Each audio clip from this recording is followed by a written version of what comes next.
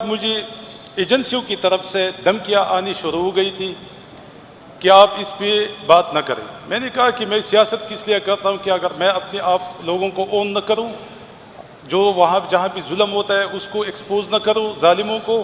یہی نیب جب بھی نوٹس کرتا ہے تو سب سے پہلے اپنی ٹاؤٹس جو میڈیا کی ان کے ساتھ بیٹھی ہوئی ہے، جو جرنلسٹ نہیں ہے، جو صرف وہ موگو والے ہے، جو موگے لے کے پھرتے ہیں، جس کو چالا موگو والے کہتے ہیں۔ ایک نوٹس لگا ہوا ہے، اس میں لکھا ہے کہ جو بھی بندہ غلط کمپلینٹ کرے گا تو section 18H of NAB ordinance 1999 اور شیڈول کے مطابق کمپلینٹ کو سزا دی جائے گی۔ تیسری دفعہ میں الیکشن جیت کے آ رہا ہوں۔ میرے خیال میں اس پوری اسمبلی میں مجھ سے زیادہ سینئر ایک فضل شکور صاحب ہے، اس کے علاوہ کوئی ممبر یا تو میرے ساتھ تین دفعہ منتخب ہو چکے ہیں یا جونیئر ہے۔ جناب اسپیکر صاحب، الحمدللہ 3 دفعہ میں کیبنٹ ممبر رہ چکا ہوں۔ جناب اسپیکر صاحب، جب سے کاٹلنگ کا ڈرون حملہ ہوا تھا اور اس پہ میں نے ایک یہاں بھی اسپیچ کی تھی اور اس کو میں نے ہائی لائٹ کیا تھا کہ ہماری ریاستی اداروں نے معصوم بچوں کو، خواتین کو اور بوڑھی شہریوں کو مارا ہے، اس کے بعد مجھے ایجنسیوں کی طرف سے دھمکیاں آنی شروع ہو گئی تھی کہ آپ اس پہ بات نہ کریں۔ میں نے کہا کہ میں سیاست کس لیے کرتا ہوں کہ اگر میں اپنے آپ لوگوں کو اون نہ کروں، جو وہاں جہاں بھی ظلم ہوتا ہے اس کو ایکسپوز نہ کروں ظالموں کو، تو پھر اس نے ہمیں دھمکیاں دی، اور جو دھمکیاں مجھے ملی وہ میرے جو صوبائی پریزیڈنٹ ہے ان کی تھرو ملی۔ ان کو کہا گیا، میرا بانجا جو تحصیل چیئرمین ہے اس کی تھرو مجھے ملی، اس کے علاوہ جو میرا ریجن کا پریزیڈنٹ ہے صبغت اللہ صاحب، ان کی طرف بھی مجھے دھمکیاں ملی کہ آپ کو ہم عبرت کا نشان بنائیں گے، اور یہ جو دھمکیاں تھی یہ مجھے سیکیورٹی ایجنسیوں کی طرف سے ملی۔ جناب اسپیکر صاحب، اس کے بعد مجھے ایک نہیں کوئی درجنوں نوٹسز نیب کی طرف سے ملی، FIA کی طرف سے ملی اور سائبر کرائم کی طرف سے ملی۔ جناب اسپیکر صاحب، پھر میں نے ان نوٹسز کو چیلنج کیا پشاور ہائی کورٹ میں۔ پشاور ہائی کورٹ نے نیب سے کمنٹس مانگی کہ آپ کمنٹس دے دیں کہ آپ ان کو نوٹس پہ نوٹسز کیوں کروا رہی ہے۔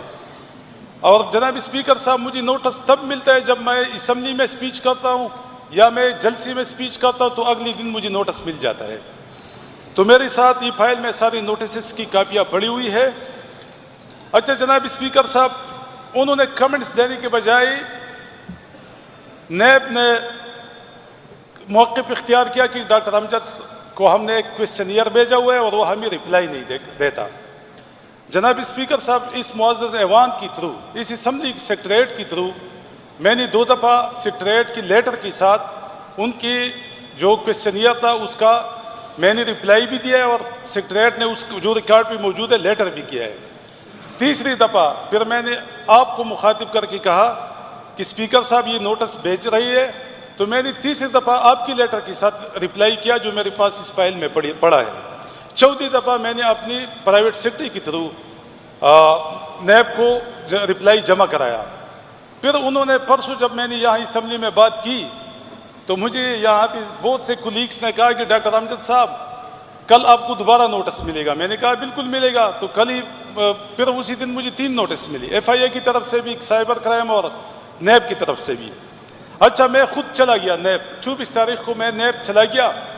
مجھ سے جو تفتیش کر رہا تھا، یعنی ایک پارلیمنٹیرین ہے، میرا جو اصل مدعا ہے یہ میں ابھی لے کے آ رہا ہوں کہ ایک پارلیمنٹیرین جس کو عوام منتخب کرتے ہیں، میرا جو کانسٹیٹوئنسی ہے وہ 3.5 لاکھ آبادی پہ مشتمل ہے، لوگ ہمیں الیکٹ کرتے ہیں۔ اور وہاں بھی میں جب گیا میں تو سمجھا کہ DG نیب کے ساتھ میری ملاقات ہوگی اور ان کے سامنے میں پیش ہوں گا اور میں ان کے سامنے زبانی طور پہ اس سب چیز کو اس کی جوابات دوں گا۔ لیکن وہاں پہ ایک چھوٹا بچہ جو ہارڈلی یا 16 کا ہوگا یا 17 گریڈ کا ہوگا، وہ وہاں پہ بیٹھا ہوا، اور یہ اس پارلیمان کے ہر پارلیمنٹیرین کی یہ میرے خیال میں اس کی استحقاق مجروح ہو جاتی ہے کہ ایک بندہ آپ کو کنوکٹڈ مجرم کی طرح وہ آپ سے سوال کرے۔ اس نے سوال جواب شروع کی ایسی مذاق خیز سوالات اس نے پوچھی جو اس نے کوشچنیئر میں، لیکن میں تو میڈیا پہ نہیں لے کے آنا چاہتا تھا. اور یہی نیب جب بھی نوٹس کرتے ہیں تو سب سے پہلے اپنی ڈاؤٹس جو میڈیا کی ان کے ساتھ بیٹھی ہوئی ہے، جو جرنلسٹ نہیں ہے، جو صرف وہ موگو والے ہے، جو موگے لے کے پھرتے ہیں، جس کو چلالا موگو والے کہتے ہیں، ان کو بیچ دیتے ہیں. جو سوشل میڈیا پہ ان کی کوئی جرنلزم کی ڈگری نہیں ہوتے، وہ مجھ سے پہلے وہ نوٹس ان کو پہنچ جاتا ہے اور وہ میڈیا پہ تشہیر کراتی ہے. تو ان نوٹس کا جو جناب اسپیکر صاحب، اس کا مقصد ہے کہ مجھے پولیٹیکلی وکٹمائز کرے، مجھے میری کردار کشی ہو جائے تاکہ یہ بدنام ہو جائے.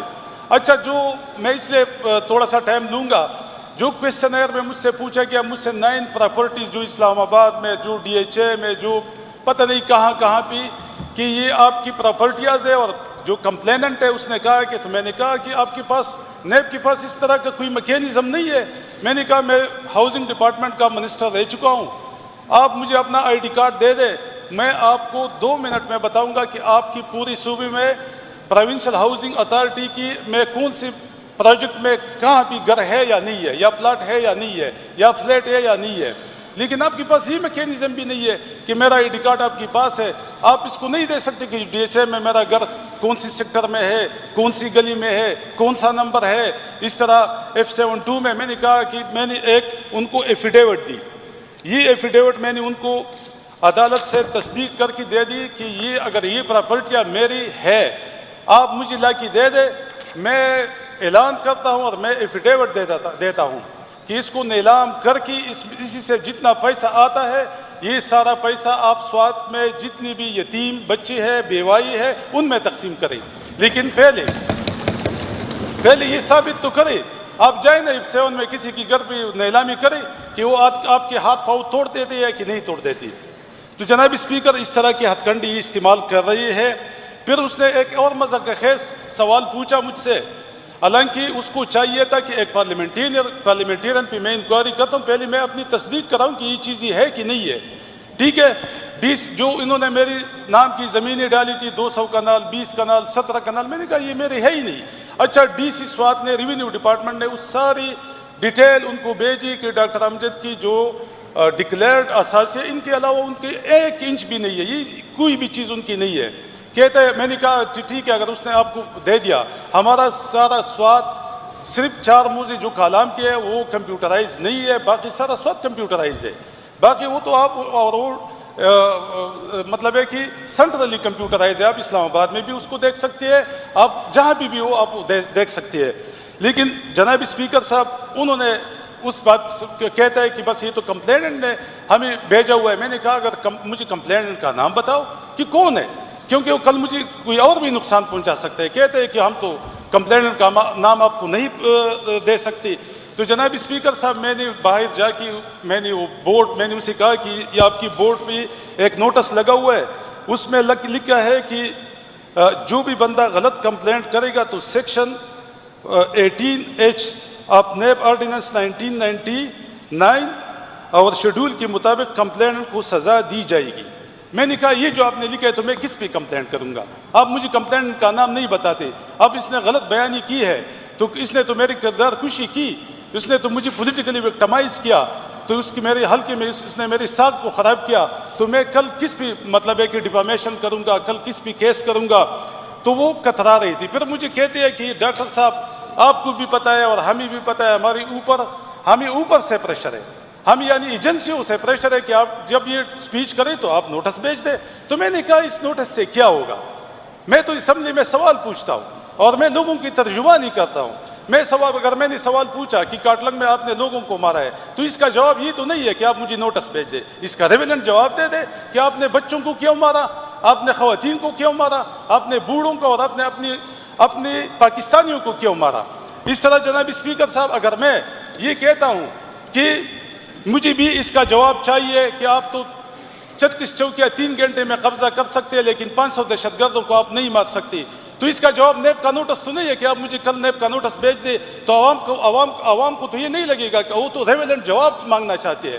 اس طرح جناب اسپیکر صاحب اگر میں نے کہا ایک جلسے میں کہ خان صاحب کو نواز شریف نے जेल में डाला है, ना शहबाज शरीफ ने डाला है और न जरदारी ने डाला है। खान साहब को इस मुल्क की सिक्योरिटी एजेंसियों ने डाला है, फौज ने डाला है। और मैंने उस स्पीच में कहा था कि खान साहब को इसलिए उसने डाला है कि यहाँ भी DGI साहब आते हैं और वो किस हैसियत से, वो एक सरकारी मुलाजिम है, वो किस हैसियत से वो कहती है कि खान साहब 9 मई पे मुआफ़ी मांग लें, वो किस हैसियत से उनसे माफ़ी मांगने का मुतालिबा करती है। ठीक है डॉक्टर साहब, आपकी बात पॉइंट आ गया। नहीं तो एक दो चीज़ें मैं मतलब है कि उसको ज़रा क्लैरिफाई करा दूँ ताकि आपको भी आसानी हो। जनाब स्पीकर साहब, इनका जो अपना एक जजमेंट है सुप्रीम कोर्ट का, वो है जजमेंट 2022 PLD 119 सुप्रीम कोर्ट का जजमेंट के मुताबिक आपको अपनी अलावा और आपकी जो डिपेंडेंट लोग हैं इसके अलावा ये क्वेश्चन नहीं कर सकती, कोई भी आपसे उनकी परमिशन नहीं लग सकती। लेकिन नैब ने मुझे नोटिस किया और 18 ऐसे लोग जिसको मैं जानता भी नहीं हूँ उसके बारे में मुझसे इन्फॉर्मेशन मांगी थी। तो मैंने कहा मैं क्यों दूँ, आपकी ये सुप्रीम कोर्ट की जजमेंट है, मैं किसी की और इसको मैं डिस्कस करता हूँ डॉक्टर साहब। Thank you. ठीक है सर, इसको इस तरह है ना कि आप इस पर रूलिंग भी दें, क्योंकि इस तरह ये अकेला मेरा मसला नहीं है, ये इस ऐवान के हर रुकन का मसला है। और मेरे साथ जो नोटिस आई थी वो 9 लोगों को नोटिस उसी दिन आई थी, जिसमें इस सूबे की आला अफसरान भी थी, उसमें हमारी पार्लियामेंटेरियन भी थी। लेकिन मैंने स्टैंड लिया और मैंने कहा कि मैं स्टैंड लूँगा और मैं आप लोगों को झूठा साबित करूँगा। तो जनाब स्पीकर साहब, आज आप इस पर रूलिंग दें कि किसी तरह एक पार्लियामेंटेरियन को वो वहाँ पे बुलाती है, फिर एक 17 ग्रेड का ऑफिसर उनसे पूछगछ कर लेता है और फिर वो ऐसी बातें, और फिर मुझे कंप्लेंट का भी नहीं बताती। तो जनाब स्पीकर साहब, मेरी अर्ज़ यही है कि आप इस पर रूलिंग दें, जो मतलब है कि हमारी असम्बली का इख्तियार है, जो रूल ऑफ बिजनेस में है। इसके अलावा जो कंप्लेंट है वो मुझे बताए ताकि मैं कल उस पर मैं मुख्तात रहूँ उनसे या उनके खिलाफ मैं कार्रवाई कर सकूँ। ठीक हो गया डॉक्टर साहब, शुक्रिया जनाब। मुअज़्ज़ज़ अरकान